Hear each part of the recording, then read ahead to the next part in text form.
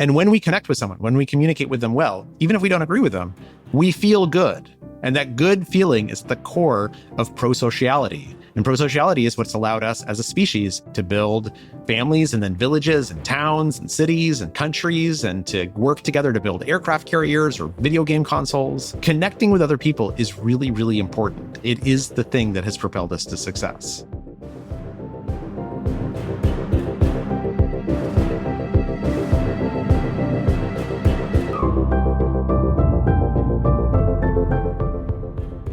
That's Charles Duhigg. He's a Pulitzer Prize winning investigative journalist and the author of Supercommunicators, The Power of Habit and Smarter, Faster, Better.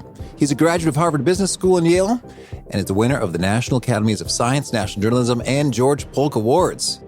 He's here to share some more goodness from his book, Supercommunicators. So you'll learn 1, the 3-step looping method for making others feel heard. 2, the secret principle for keeping conversations aligned. And 3, how to uncover what people really want in a conversation. And if you want a quick summary write-up of the actionable takeaways, I recommend you sign up for the free Gold Nugget email newsletter. That's found at awesomeatyourjob.com. I'm Pete Mockaitis. This is How to Be Awesome at Your Job. And now, here's Charles. Charles, welcome back. Thanks for having me. Well, I'm excited to talk more about supercommunication. I think that is an important topic, and congrats, you're now in paperback, I understand, Supercommunicators. Thank you. Yeah. It's great. It's wonderful. Super. Well, tell us, since February, what sorts of things have bubbled up? Any new insights or twists or nuances or finer points of super communicating to share? I think one of the things that I've heard from readers in particular is, and I don't think this will come as a shock to anyone, that we are living through this time that feels very polarized, right? It feels like it's very hard to connect with people who hold different opinions from us. It feels very hard to go online and see people saying things about our side or other people saying things about their side. And it can feel kind of toxic. And so as a result, we often shy away from having hard conversations. But the thing that's important to remember is that hard conversations, they A, don't have to be that hard, and B, they are the thing that make us human. Right? Nobody wants to be in a fight with their neighbor, particularly over the lawn signs that you have in front of your homes. We want to get along with our neighbor. We want to be able to talk about the weather, talk about the local school or the local sports team. Equally, if you think about those times in our nation's history that we're proudest of, they're usually moments when we have disagreed with each other, but we've managed to disagree with each other respectfully. Right? If you think about World War II, people were very divided over World War II. If you think back to the founding of the country, the Constitutional Convention, it was basically a group of people who all hated each other, getting together for months at a time to argue and fight and then write a constitution together. The thing that makes us unique, the things that makes us American, is our ability to live with each other even when we don't agree about everything all the time. And what I've heard from people is that they want to get back to that.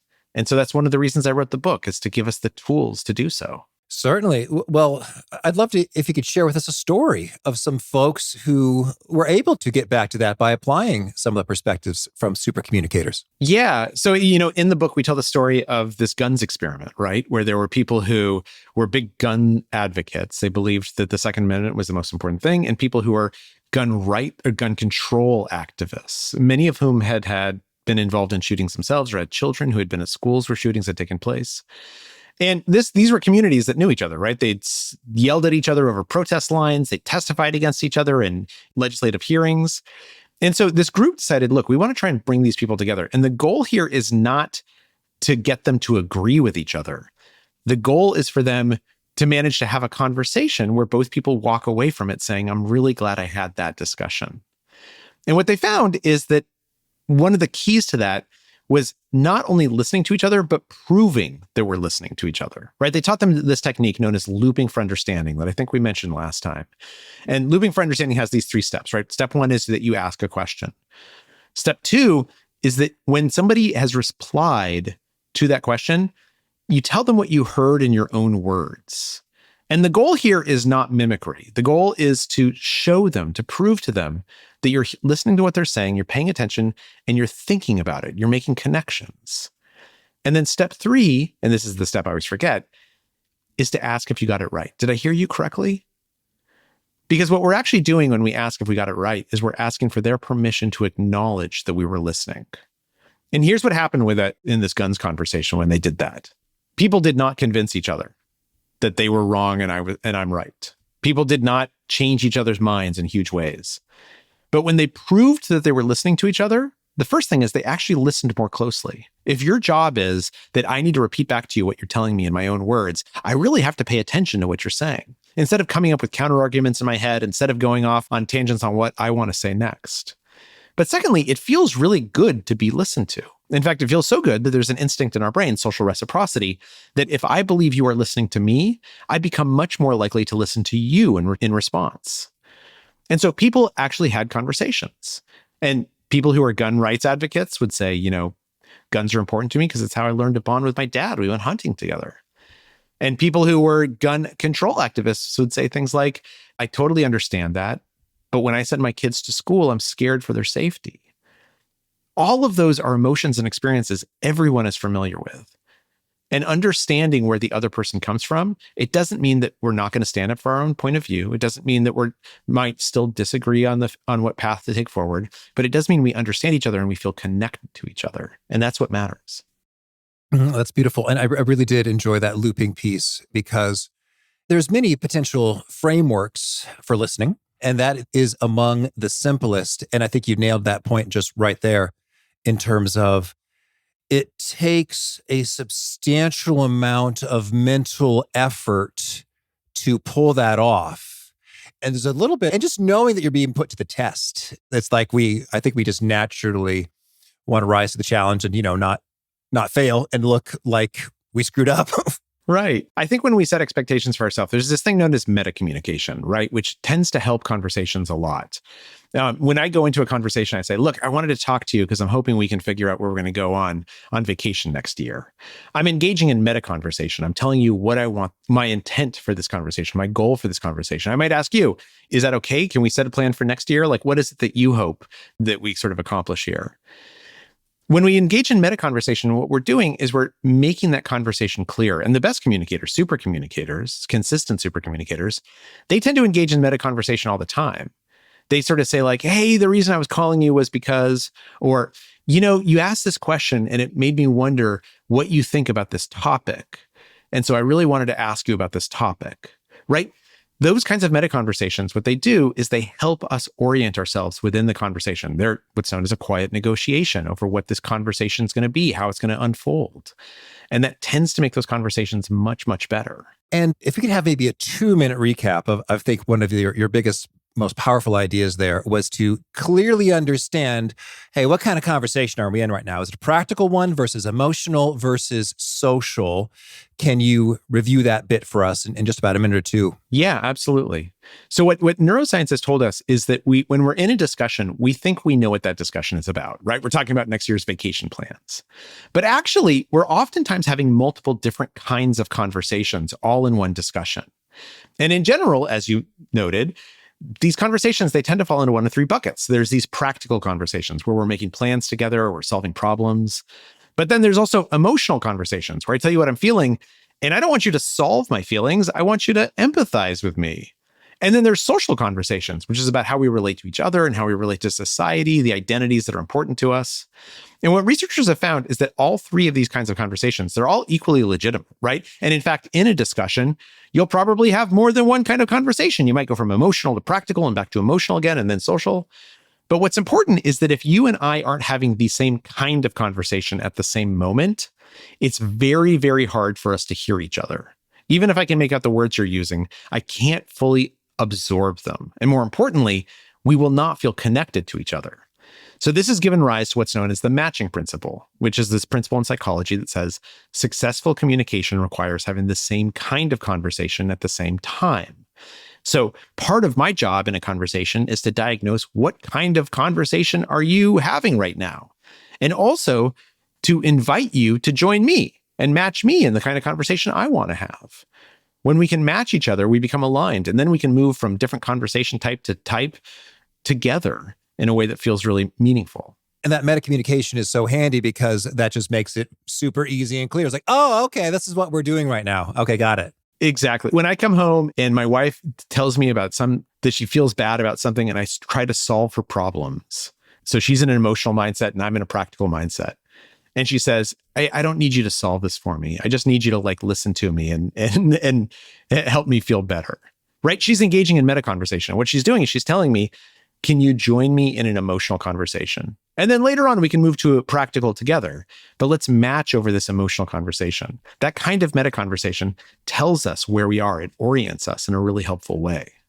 Mm-hmm. Super. Well, now when you emailed me saying, hey, we're in paperback, let's chat again, you brought up a specific juicy issue, which I thought would be fun to dig into. The notion of if there's a person who just isn't having it with regard to collaboration. They're kind of checked out, or they're just saying flat out no, or they agree, but then there's really kind of no movement on the stuff once you're trying to get into it. Tell us, what are your pro tips in dealing with this situation? So I think in a situation like that, when there's kind of a first thing to figure out, does this person actually want to interact with you?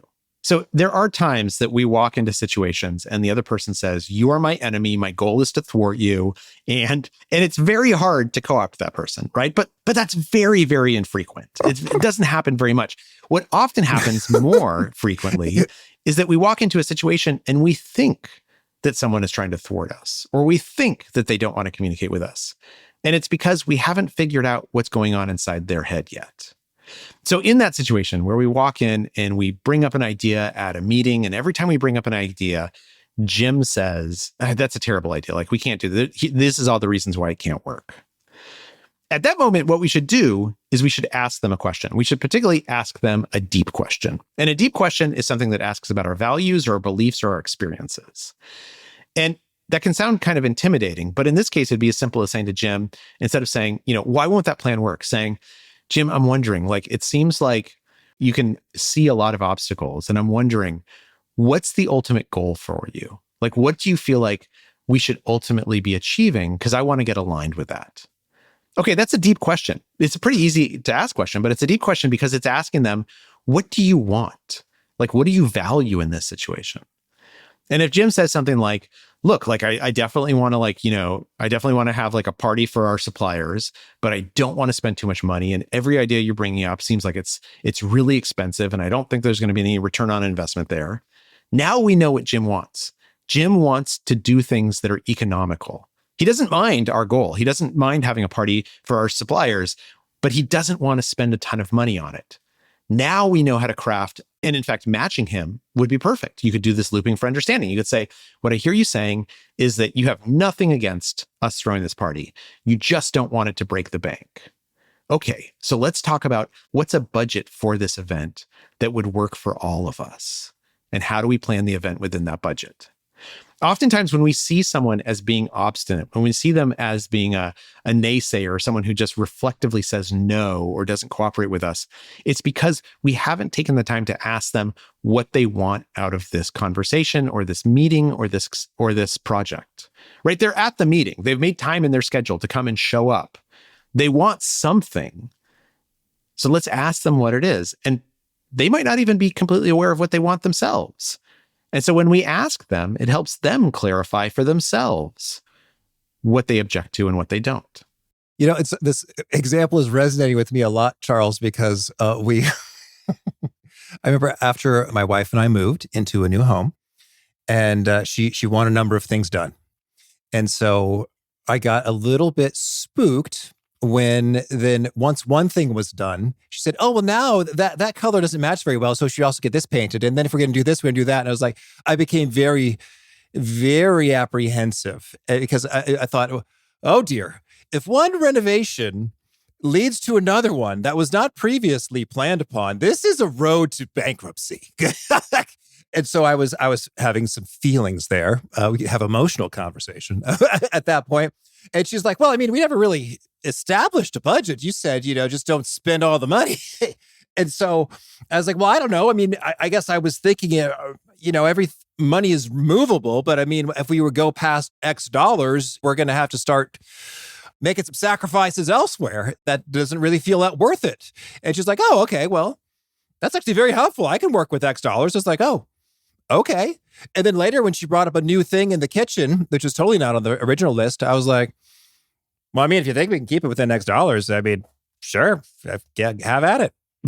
Yeah. And what I love about that example is that oftentimes conversations about money, we think that they're practical conversations, but they often start as emotional conversations, right? They start as someone saying, I don't understand why you're saying no to me, because before you told me I should spend what I need to spend, and it feels like you're like blaming me for doing what you asked me to do. And the other person is saying, I don't understand why you're spending so much. I'm really kind of like panicked about how much we're spending. Like, how are we going to afford all of this?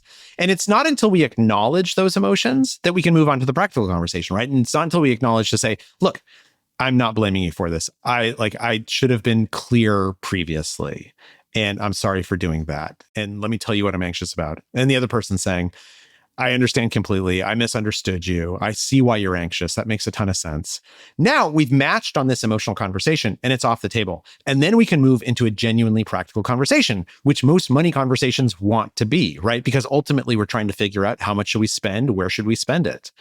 And it sounds like you and your wife did that very, very elegantly, right? Without necessarily even having to call it out. But oftentimes when we do call it out, it helps a lot. That's the meta conversation. When we say, look, I understand that we have some feelings about this. Let's discuss our feelings.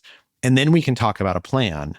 It's oftentimes going to make it easier to get to that point of resolution. And I like what you had to say about zeroing in on the goal and connecting that to what you said previously. Yes, just about never has anyone said to me, my goal is to thwart you. And if they did, I would find it refreshing. I was like, oh, okay, right. well now I know. Now I know where everyone stands. Right. We're having a full-on debate. Let's see what we can do. The truth of the matter is, if their only goal is to thwart you, then they're probably not showing up for the meeting in the first place, right? Mm-hmm. Like, it's not like there's no fun in just like going in and kicking your coworkers around. If they're in that meeting, it's probably not because they hate you and they see you as their enemy. It's probably because they have a different priority than you have. But those priorities can become aligned once you actually know what each person wants. And I love that a lot because it can feel as though their goal is to thwart you because from your perspective, that's what you're seeing again and again that's and exactly again. Right. It's like, okay, that's roadblock, exactly roadblock, right. roadblock, roadblock. Oh my gosh, this guy just has it in for me. But I think for the most part, we don't care that much about other people's being thwarted so much as we just care about our own interests and goals and values. Yeah. And that's really natural. And there's this thing in psychology called perspective getting or perspective taking that they say, before you have a conversation with someone, you should try and put yourself in their shoes and see the world through their eyes. The problem with that is it turns out we're really bad at it. Like if you tell a soldier, put yourself in the shoes of the enemy, they actually have a difficult time doing it. So perspective taking is really, really hard. We can't put ourselves in the shoes of people who are really dissimilar from us. But there's another approach, which is called perspective getting, where I just ask you, what is your perspective, right? Like I ask you, it seems like we disagree on this thing. Can you explain to me your perspective so that I understand it fully? Perspective getting is always better than perspective taking because it's just much more reliable. Yeah, it's certainly. This brings me back to consulting days. It's like we could try to answer a question by doing all kinds of elaborate statistical modeling, or we could just ask the customer, hey, what is it that you want? That's exactly right. And we shy away from asking the customer because we don't want to feel like we don't want to admit to them that there's things we don't know. But actually, anyone who's been in that situation as the customer knows when your supplier comes to you or your consultant comes to you and they say, hey, I want to be the best supplier or consultant possible. I have some questions. I don't totally understand what you want. We love being asked that question. It's a sign of intelligence to ask that question, not a sign of weakness. Well, I want to hear, you also mentioned that there's some surprising neuroscience behind why this stuff is difficult. Could you expand on that?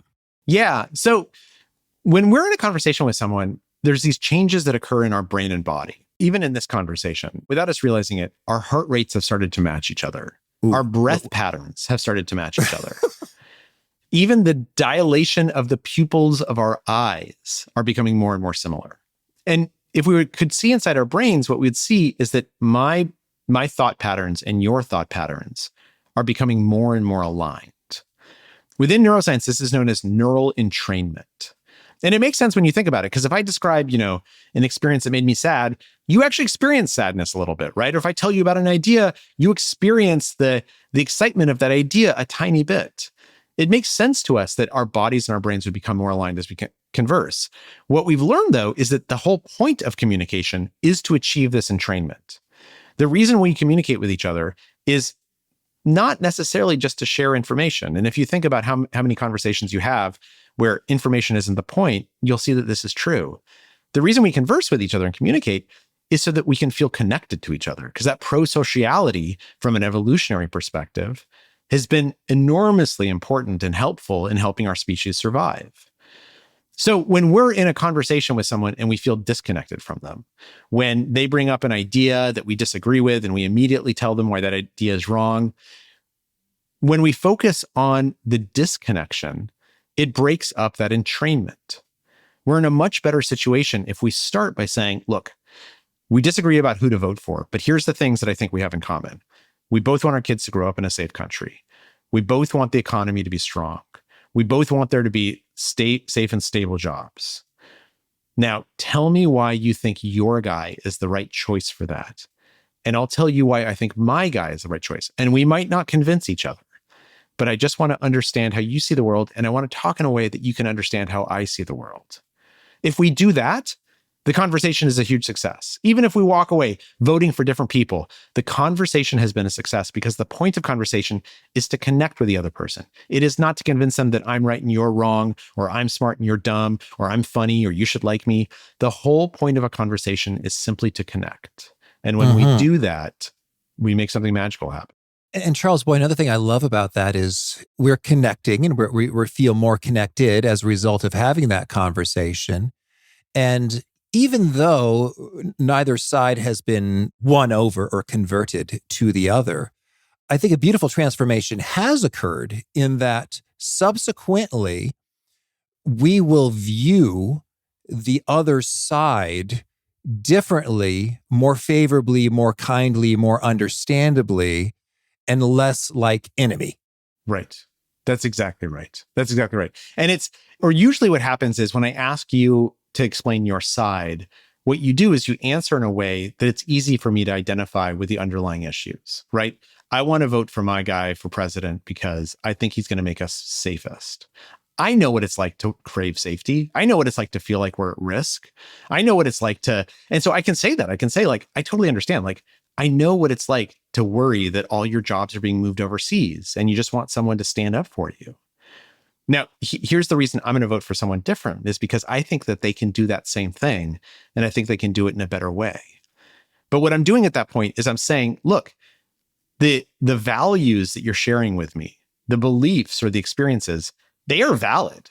They are exceptionally valid. And I hear you saying them. That doesn't mean that we have to agree on everything, but we do agree that these are valid questions or issues. These are valid beliefs. These are valid worries and anxieties. And simply knowing that somebody else agrees with you about an anxiety being a real anxiety, that's meaningful. But think of how frequently we're in a conversation and someone says, well, I'm worried if I let my kid drive to prom, I'm worried they're going to get in an accident. We say, oh, you shouldn't worry about that. That's totally fine. Most kids are really safe on the road. Our intention was to put the other person at ease. But what we've done is we've basically invalidated their anxiety.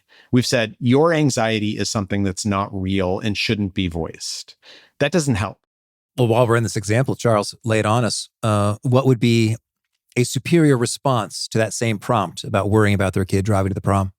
Yeah, I think the way to say it would be say, I completely understand. I worry about my kids driving all the time. And one of the things I've done is I've gone and I've looked at the statistics to see, to just try and help calm myself down. And actually, when I looked at the statistics, I saw actually the rate of incidence of accidents is much lower than I thought it was going to be. Did you know that there's a higher likelihood that your kid will get hurt riding their bike than riding in a car? That was kind of shocking to me. So I totally hear what you're saying. But I guess the place where I'm coming out is that this is a risk, but it seems like it's a small risk. And I'm just wondering, knowing that, does that make you feel differently about it? Mm-hmm. Right. And now I'm inviting you to speak your piece. I'm not telling you this is the right way to think, that you should agree with me. What I'm saying is, here's how I think about this. Tell me, I want to invite you to tell me what you think of that. I love it. Well, Charles, I'd love to get your take in the 7-ish months since we spoke. What's been one of your favorite stories of seeing a transformation facilitated by supercommunication? Yeah. So I get a lot of letters from readers, which is really, really nice. And my favorite ones have been people who talk about a family break that they've been managed to overcome, right? I haven't talked to my brother in 3 years because we disagree about this thing. But I called him up and I decided instead of telling him why I'm right and he's wrong, all I'm going to do is ask him questions and prove to him that I'm listening. And they find after about 15 minutes, it's as if the relationship has been like suddenly renewed, right?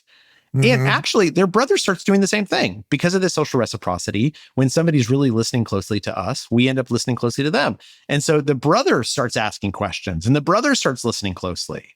And suddenly you have this positive relationship. I think I've also gotten letters from people at work who say the same thing.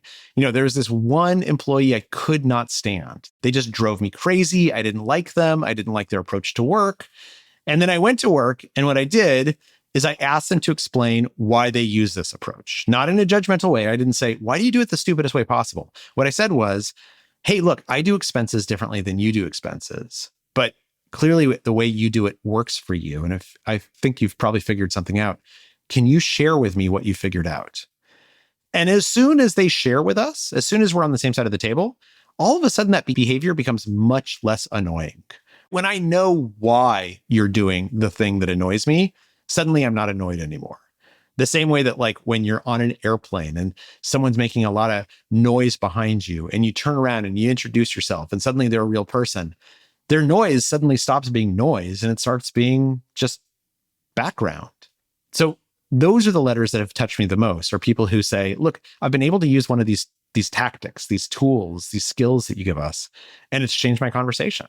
I like that particular flavor of this a lot. Because when you, even that exact script, and obviously this is working well for you, so I'd like to understand how you do that, is it feels really good. Because in a way, if you have devised a methodology that works for you and you're vibing with, it's kind of fun to be able to share that with someone because just about no one asks or cares. It was like, let me explain how I turned Evernote into my GTD cockpit, getting things done. It's like, yeah, no one really cares usually. But if someone opens up the floor, the stage for that's really great. It's like, hey, tell me about your reps and sets and exercise routine. It's like, oh, good. I spent a lot of time thinking about this, but I know nobody cares. And now you're offering this up for me. It feels quite delightful. Yeah, no, it does. It does. It feels like we're really making a connection with that person, right? And it actually releases neurotransmitters that make us feel good, like dopamine and endorphins and endocannabinoids. Our brains have evolved. If you think about it, communication is our superpower, right? It's the thing that sets our species apart. And so our brains have evolved to be really, really good at communication, to crave communication. And when we connect with someone, when we communicate with them well, even if we don't agree with them, we feel good. And that good feeling is at the core of prosociality. And prosociality is what's allowed us as a species to build families and then villages and towns and cities and countries and to work together to build aircraft carriers or video game consoles. Connecting with other people is really, really important. It is the thing that has propelled us to success. Lovely. Well, Charles, tell me before we hear about some of your favorite things, any pro tip, nuances, do's and don'ts that have materialized as you've seen this art be practiced more and more in the wild? I think there's two things. The first is I would challenge everyone listening to ask someone a deep question today, right? So a question, and that question could be as simple as, oh, you live in the Heights? What do you like about the Heights? Why'd you decide to move up there? That's a deep question. It invites someone to tell me about who they are, about their values, about what they value in a neighborhood. So I would challenge everyone to ask one deep question today, because I think what you'll find is it's a lot easier than you think it is, and it's a lot more rewarding than you anticipate. And then the second thing is that I think that as we're moving through the world, we tend to shy away from conversations that we think are going to be tough, right? We get in the Uber and we don't want to talk to the driver because we're worried that they're just going to go on and on about like some crazy thing. And so we just bury ourselves in our phone. But what study after study finds is that if you take a moment to talk to the Uber driver, you actually kind of enjoy the conversation. And that doesn't mean you have to talk the entire drive. It doesn't mean you have to have this like awkward, like long silences. You can say like, I got to check my email now. But just connecting with someone tends to make us feel good. And particularly for the people who we think that we're going to have a tough time having a conversation with, if we engage in that conversation, we tend to find it goes much, much better than we anticipated. And we feel much better afterwards. We feel more relieved. We feel happier.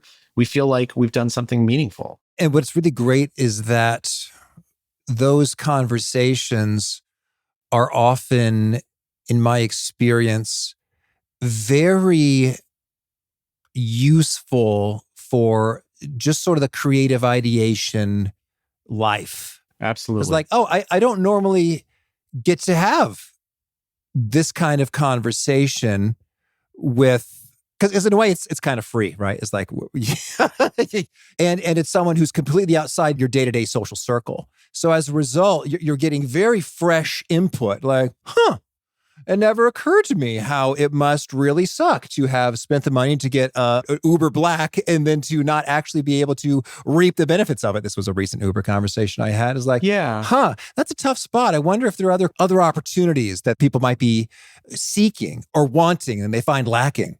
Absolutely. And it's interesting because sometimes I ask Uber drivers, like, what's the worst part of your job? And inevitably what they say is it's not sitting all day long. It's not like, I don't know how much money I'm going to make. What they say is, I can spend the entire day not talking to anyone. Oh, wow. Right? Because that feels lonely. And so that doesn't mean you have to have a 20-minute conversation, but even a 3 or 4 minute conversation is something that you're improving someone else's day. And you know what? They're probably going to say something interesting. They're probably improving your day. It's a very easy thing to do, and it makes a huge difference. Big thanks to Charles for sharing his wisdom with us. And big thanks to our sponsors. Check them out. One sponsor to check out is Strawberry.me Career Coaching. Having real clarity and direction can make or break your career. If it seems like you're putting in the work but not seeing your career take off, some coaching might be just the ticket. Strawberry.me matches you with certified career coaches who help you gain clarity on what you really want next in your career, develop a results-driven strategy, and stay accountable. And they can also help you flourish beyond career issues. I had a fantastic session with my coach, Brett, about handling stress from so many responsibilities in so many areas. He was fun. He was wise. He just really got me. We had some laughs and a good time and a good rapport. And he gave me an exercise that has been so quick and so effective for me. I've been doing it every day. So if you're ready to take control and build momentum in your career, go to strawberry.me/awesome to claim your $50 credit. That's strawberry.me/awesome. Because awesome careers don't just happen, you make them happen. One sponsor to check out is LinkedIn Jobs. LinkedIn Jobs is your 24/7 hiring partner. LinkedIn makes it easy to post your job for free, share it with your network, and get qualified candidates that you can manage all in one place. Here's how it works.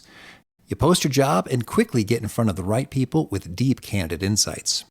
You can post for free or pay to promote to reach 3 times as many qualified applicants. And you can feel confident that you're reaching the best, as 72% of small and medium businesses using LinkedIn say that LinkedIn helps them find high-quality candidates. From there, share it with your network to let them know you're hiring. And here's a fun fact. If you add the hashtag hiring frame to your profile picture, you get twice as many qualified candidates. So find out why more than 2.5 million small businesses use LinkedIn for hiring today. Post your job for free at linkedin.com/beawesome. That's linkedin.com/BEAWESOME to post your job for free. Terms and conditions do apply. One sponsor to check out is Quince. That nip in the air means 2 things. 1, decorative gourd season is approaching. And 2, it's time to check inventory on fall staples and fill in any gaps. And Quince can help with that masterfully, as they have all kinds of goodies you'll wear nonstop, such as a super soft 100% Mongolian cashmere sweater starting at $60. But that low price does not mean low quality. I've been loving my Quince beanie during these cooler temperatures.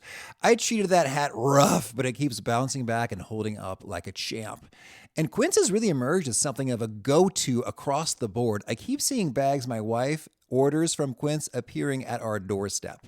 So keep it classic and cool this fall with long-lasting staples from Quince.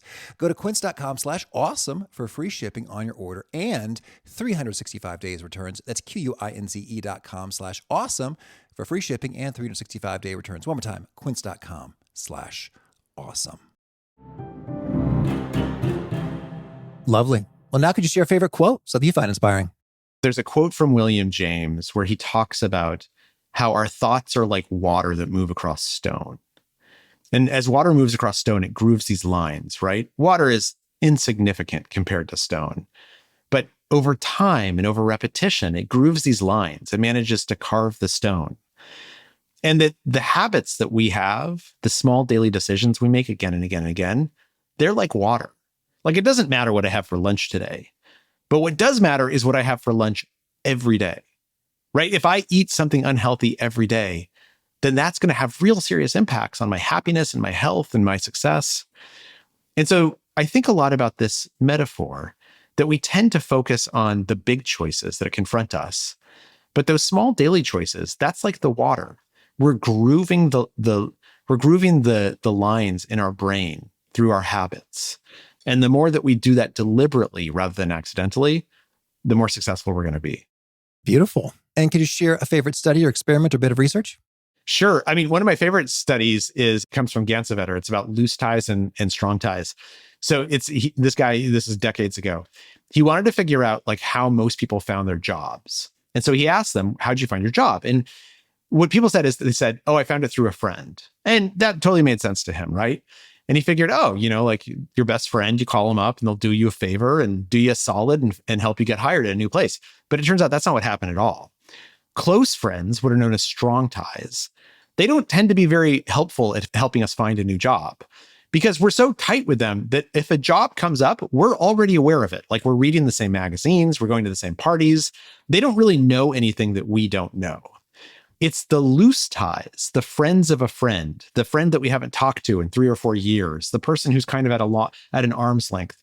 They're the ones who helped people the most find new jobs because they would say, oh, I'm so glad you called. I know it's been a couple of years since we talked, but this position came up in my company the other day and I thought you were perfect for it. It probably hasn't come across your radar because, like, why would you know anything about my company? That's how people tend to find new jobs. And what it reifies for me is that all of us have people in our lives that we're only infrequently in contact with, but that we really like, right? We just fall out of touch because life gets busy and hard. And it seems kind of awkward to call them after 3 or 4 years and have that conversation. Because we know at the beginning of the conversation, we've forgotten their wife's name. And we're going to be like, what's your wife's name again? And like, it's going to... How many kids do you have? Yeah, exactly. It's going to be kind of awkward. But the thing that we found is if you call that person up and you say, hey, do you have like 20 minutes to catch up? And then you say, I totally apologize. I've forgotten your wife's name. Will you remind me what it is? That usually takes like 30 seconds. And then the rest of the conversation is great. And everyone is so much happier afterwards that they had that conversation. So having these good conversations, being connected to other people, we know that it makes you healthier, right? The Surgeon General said that being lonely is equivalent of smoking 15 cigarettes a day, which is a lot of cigarettes. It makes us healthier to be connected to other people. It also makes us more successful because we tend to learn about opportunities that we wouldn't know about otherwise. And Charles, you are a habits guy. Can you share with us a favorite habit? Yeah. So this is a little cliched, but the truth of the matter is exercise is this habit that pays enormous dividends. And it doesn't have to be a lot of exercise. Literally, if you go for a 15-minute walk every afternoon or evening, the measurable impact it has on your life is significant. And if you can get to a place where you're building muscle or where you're exercising a little bit more, it's even greater. But that habit, just committing to doing a little bit of more physical movement every single day, it can change everything. All right. And if folks want to learn more or get in touch, where would you point them? Yeah. So you can find me online at charlesduhigg.com, Duhigg. I also have a newsletter on Substack called The Science of Better. And you can find that by searching for The Science of Better or for searching for Charles Duhigg or just Googling The Power of Habit or Supercommunicators. All of it will come up. And I'd love to hear from people. All right. And you have a final challenge or call to action for folks looking to be awesome at their jobs? Here's the challenge I would issue at your job. Sometime in the next week, ask your boss a deep question. And it feels like it's going to be one of those things where you like beforehand, you're kind of nervous about it, but just ask them, hey, I was just wondering, like, why did you end up working at this company? Or what do you like about this job? Or what's your favorite part of each week? I promise you that they will say something that seems enlightening to you and that you will feel closer to each other afterwards. Beautiful. Charles, thanks again. Thanks for having me.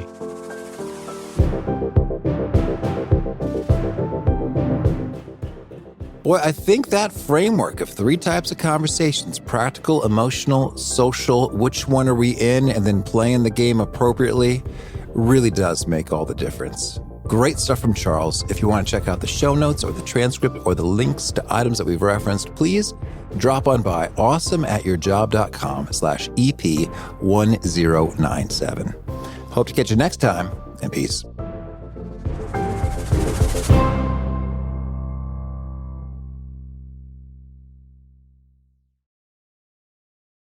A BetterHelp ad. Louis Capaldi partnered with BetterHelp to get word out about how important therapy can be. Or I struggle most weeks to get myself up and ready and go to therapy or whatever. Even to open the laptop to talk to my therapist sometimes can be really difficult. But I do it because I realise how important it is for me to continue to feel good. Because I felt the best I've felt in a long time through therapy. Learn more about online therapy at betterhelp.com.